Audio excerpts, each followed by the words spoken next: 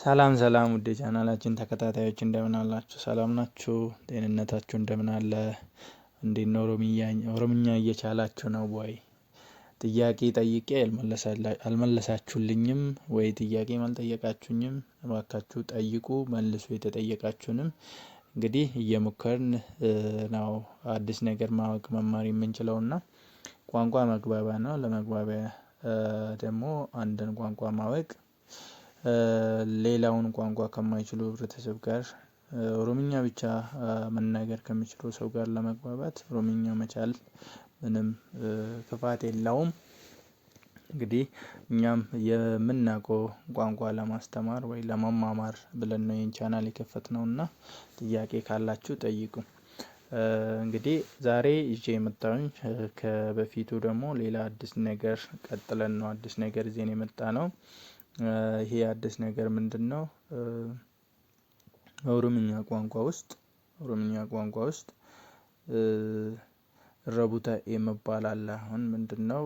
በአማርኛ እንደዚህ ረቡተ ብለን ትርጉም ስንሰጠው ከቃሉ ጋር ተመሳሳይ ወይ ደግሞ ትክክለኛ የቃሉን ፍቺ ስለማናገኝ ትርጓሜውን ትተን ረቡተ ማለት በህጉ ምን ማለት እንደሆነ እናያለን።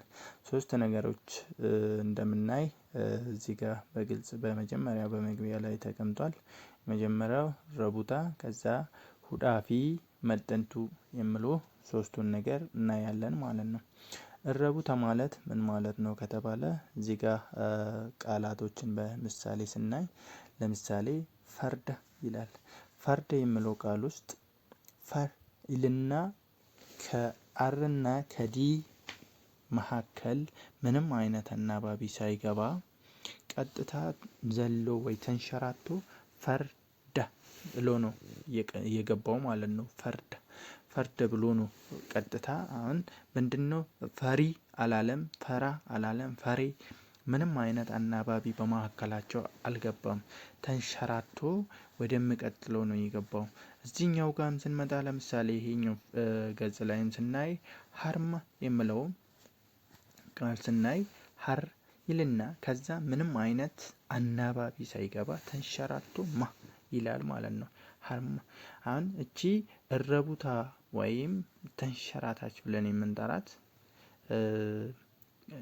አናባቢ ሳይገባላት የምንጽፋት ወይ ደግሞ የምንናገራት ቃል ነች ማለት ነው። ሀርማ ይላል። እንግዲህ እነዚህ ምሳሌዎች ለምሳሌ የሰውን ስም ለመጻፍ የምንገለገልባቸው ብዙ ጊዜ የሰዎችን ስም ለመጻፍ ብዙ ቦታ ሳነብ ያየሁኝ በስህተት ይጻፋል። ለምሳሌ ግርማ የሚለው ቃል ልክ አሁን ሀርማ የሚለው ወይም ፉርዳ ከምለው ጋር ተመሳሳይ ባለው ሁኔታ ግርማ ብሎ ነው ዘሎ ከግር ወደ ማ።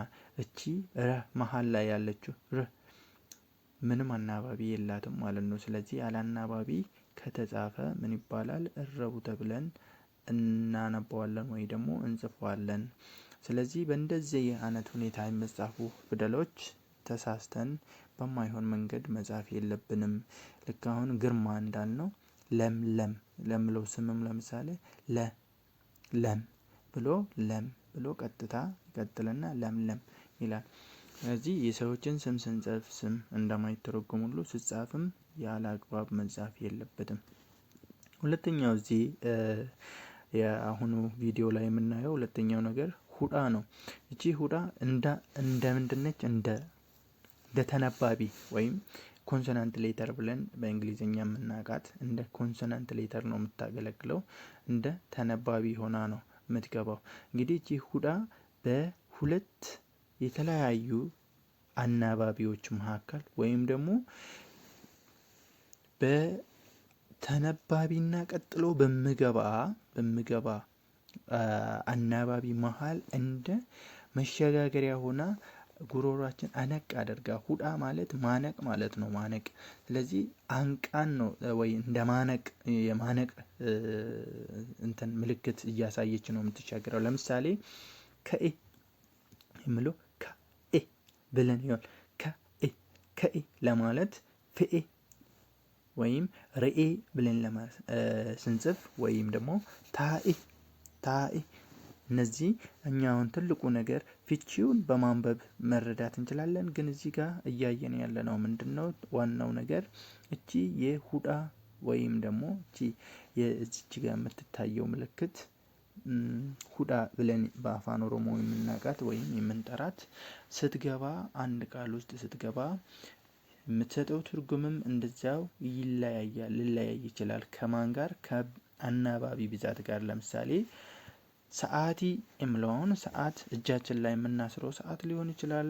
የምንቆጥረው የቁጥር ሰዓትም ሊሆን ይችላል። እና ሰዓቲ ብለን ለመጻፍ ወይም ለመናገር የምንጠቀምባት እንደ አናባቢ እንደ ተነባቢ የምታገለግል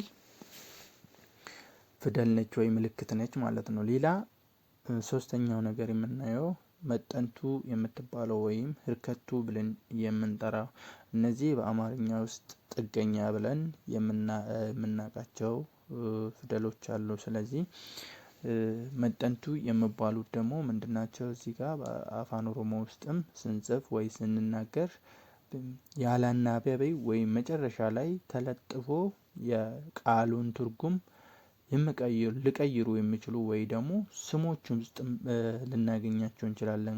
ለምሳሌ ቅድም ለምለም ብለን ስንጠራ ለም መጨረሻ ላይ ተለጥፋ ነው ያለችው ማለት ነው። ስለዚህ እንደዚህ የሚለጠፉ ወይም የሚጠጉ ህርከቱ ወይም መጠንቱ ብለን እንጠራቸዋለን። ለምሳሌ ዴመን የሚለው አሁን ዴመን እቺ መጨረሻ ላይ ያለችው ዴመን እነማን ነው? ብዙ ሰዎች ወይ ብዙ ነገሮች ሄዱ ለማለት ተንቀሳቀሱ ለማለት ስንጠቀምበት ዴሜ ለምለው ለምሳሌ ለወንድ ወይም እኔ ሄድኩ አኒ ዴሜ ኢሳን ዴሜ እኒ ዴሜ ጀቹን እንደንደኛ። ዴመን ስንል ግን ብዙ ነገሮች ናቸው። ሰዎች ሊሆኑ ይችላሉ፣ እንስሳት ሊሆኑ ይችላሉ፣ አውሬዎች ሊሆኑ ይችላሉ፣ ወፎች ሊሆኑ ይችላሉ። ዴመን ሱከን በረረን በለሊአን ጀቹዳፍ ከንቲ ፈየደም። ለዚህ እዚህ ጋር ስናይ ዴመን የሚለው ሄዱ ለማለት አሁን ዋናው ነገር ትርጉሙ ሳይሆን እቺ መጨረሻ ላይ የተለጠፈችው ምንም አይነት አናባቢ የላትም። ተጠግታ ነው ያለችው እና ጥገኛ ትሆናለች ማለት ነው።